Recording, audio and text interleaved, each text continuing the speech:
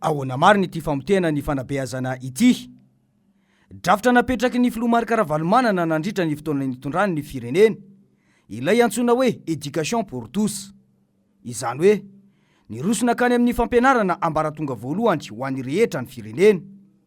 Raha somary tsy haivina kely dia samy nanana ny fanamby amin'ny fampandrosoana ireo firenena afrikanina ary indrindra i Madagasikara tamin'izany.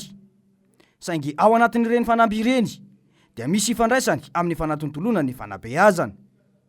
Ankoatra ny fambolena sy ny fiompiana izay iveloma ny vahoaka malagasy 5,700 tamin'izany fotoana izany, dia laharam-pahamehana ho an'ny Madagasikara ny fametrahana fanabeazana ho an'ny zaza malagasy tsy ankanavaka. Tsy katry ny filomarika ara-valomanana mantsy tamin'izany, fa miteraka olana maro lafy ny tsy fahaizana sy ny fahabadony ireo taranaka faramandimby. Koa nambarany tamin'izany fa ny fampiasam-bola amin'ny fanabeazana dia fampiasam-bola amin'ny fampandrosoana iray manontolo. Ny fanabeazana mantsy dia manana fahafahana manova ny fiarahamonina ary mametraka ny toe-karena amin'ny toerana sahaza azy, indrindra eo amin'ny sehatra ny fifaninanana maneran-tany amina firenena iray.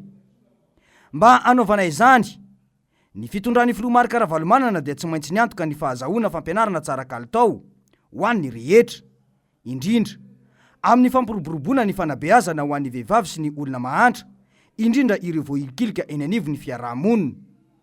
Nirosona nanomboka tamin'ny taona 2004 izay niarahana tamin'ny UNESCO ka hatramin'ny taona 2004 raha tsy haivina hatrany. Ny taona 2004 dia natomboka ny sorodalana vaovao ho an'ny fampihenana ny fahantrana, dia ny MAP na ny Madagascar Action Plan na izany. Ny MAP dia mifanaraka amin'ny tanjona iraisam-pirenena mampiditra mazava ny OMD. Anisan'ireo andro valo ao anatin'ny MAP ny fanabeazana. Tanjona napetraka ny filomarika ara-valomanana tamin'ny tetikasa MAP ho an'ny fanabeazana io ny ametrahana rafim-pampianarana manaraka ny fenitra iraisam-pirenena amin'ny abetsahana sy fahombiazana izay mandrisika ny famoronana ary manampy ny mpianatra hamadika ny nofinofin'izy ireo ho tena zava-misy.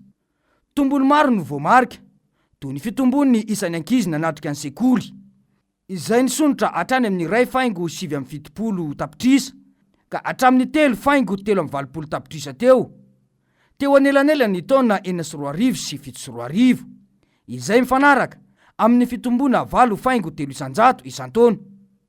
Izany dia noho ny fanafoanana ny saram-pianarana amin'ny fidiran'ny mpianatra sy ny fizarana fitaovam-pianarana vaovao amin'ny sekoly ambaratonga voalohany. Namany ampahantsy tamin'ny fandaniam-bola ho an'ny fianakaviana malagasy maro izany ka nahatonga ny ankizy rehetra hiditra an-tsekoly. Hoy indrindra mantsy ny vavolombelon'ny tantara hoe taloha misy ny fizarana boky isan-taona izay ho an'ny primaire raha ohatrika zay mpampianatra angamba mahalala zany hoe misy teo rojovola, karabola, misy karazany zany reny ary mahazo isan-taona ny mpianatra ary misolo foana isan-taona zany boky zany. Ary taloha ny formation tsy akanavaka na privé na fanjakana dia misitraka mihitsy tsy hoe solosolo tena fa ny mpampianatra rehetra zay mampianatra dia mahazo formation daholo. Zao tsy misy zany. Ny sehatra tsy miankina dia nitondra anjara biriky lehibe tamin'ny fandraisana mpianatra ho an'ny taom-pianarana. Ny 7,300 ny mpianatra no efa nianatra tamina sekoly tsy miankina tamin'izany, indrindra fa teto an-drenivohitra. Noho izany tsy nasiana fanavana ny fanampiana ny sekoly rehetra. Ny fanitarana ny rafim-pampianarana vaovao io dia rafitra maro no azo tombony, indrindra ireo faritra ambanivohitra sy ireo faritra tena sahirana. Toy izany ny taotolo iara sy mahajanga izay nitombo 2,7 sy 3,20 isa, ny ta isan-taona teo anelanela ny taona 4,2 sy ny taona 5,2. Betsaka ireo foto-drafitrasa ny fanaraka amin'izany no naorina satria ny tombo nisan'ny ankizy niditra an-tsekoly. Tamin'ny taona 4,2 sy 7,2 no nanjary maro anisa 1,500 teny amin'ny sekolim-panjakana. Nahazo fiofanana isan-taona ireo mba hiatrena ny taom-pianarana miaraka amin'ny fitaovana maro samihafa. Nahatsapa nefa ny fitondrana ara-valomanana fa lasa vesatra ho an'ny ray aman-dreny izy ireo ka dia noraisy ny fanjakana an-tanana ny momba azy ireo ka nahatratra 4,7 ho an'ny arikarena fahobe no volana voky ny fitondrana tamin'izany ho azy ireo.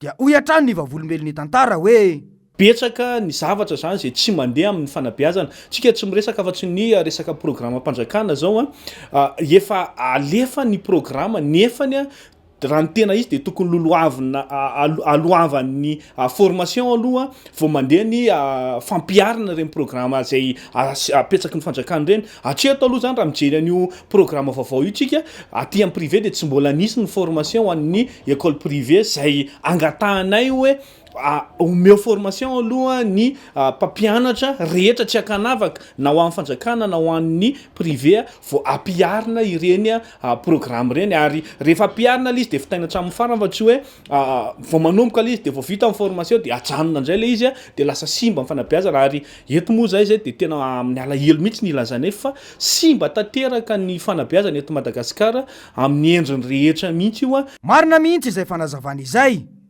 Raha tamin'ny fitondran'ny filoha-kara-valomanana tokoa mantsy dia lalàna napetraka mihitsy ny fanajana ny mombamomba ny akademika takin'ny ministera miankina amin'ny fahampiany ny fampiofanana pedagogika ka napetraka fa 800 farafahakeliny amin'ireo mpampianatra amin'ny sekolim-panjakana no manana diplôma pedagogika, 500 izy ireo no mpampianatra mpiatsa-panjakana nanana izany tamin'ny taona 4 raha ny fikarohana natao hatrany. Nezaka natao ny fitondrana ra-valomanana io dia namporisika ireo mpamatsy vola anampy ny firenena. Isan'izany ny fikasana amin'ny fampiarana ny fanavaozana voalohany izay ho tombanana $10,000 eo anelanela ny taona 7 ka hatramin'ny taona 5 ka anisany ny lela vola mitetina $700 mandritra ny taona 3 teo anelanela ny taona 7 sy 12. Tamin'ny taona 5 dia niditra tao amin'ny Fast Track Initiative i Madagasikara izay ahafahan'ny ministera mahazo tombony amin'ny valopy manodidina ny $80 anatanterana ny paikadiny. Tamin'ny taona 9 dia nahazo tombony tamin'ny fizarana vaovao avy amin'ny Catholic Fund i Madagasikara tamin'ny vola mitetina $5.2 ho an'ny taona 7 sy 12.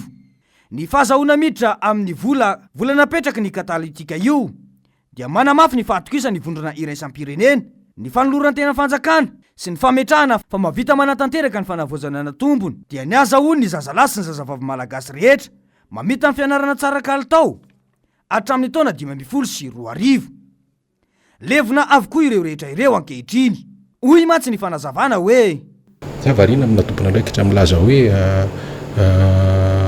tsy azo terena fandoavam-bola tsy mangatana ny ireo hoe tsy olona mitangolalitra ny ireo hoe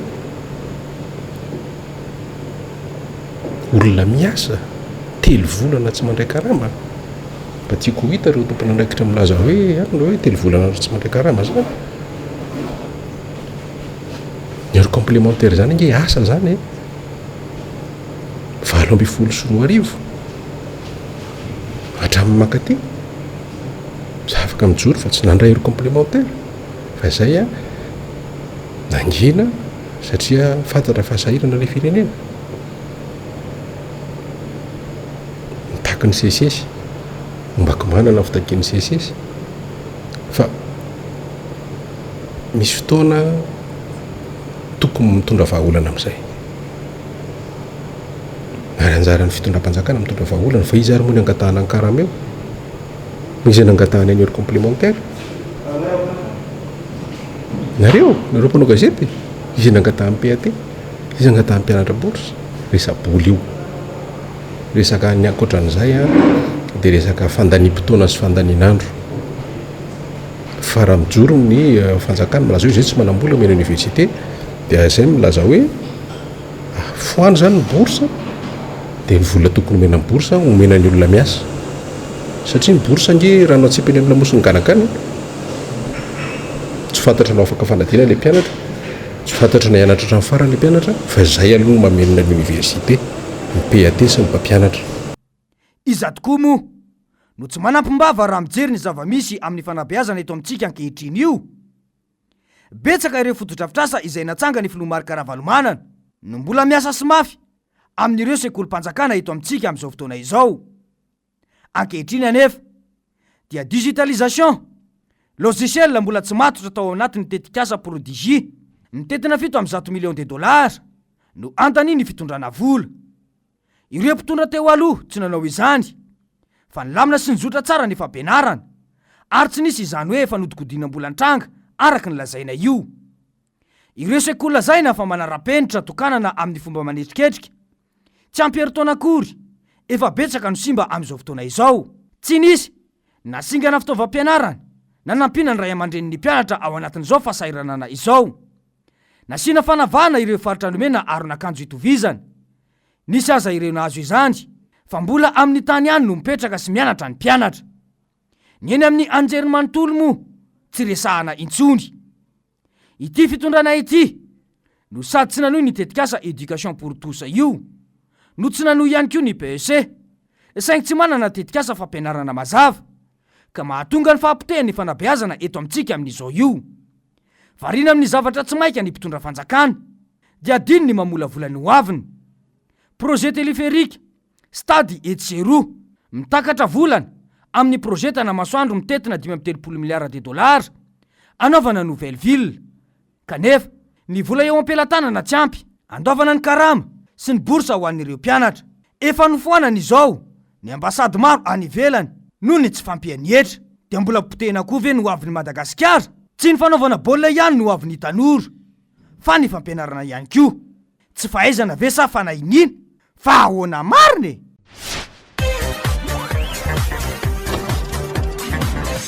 Ahoana marina e!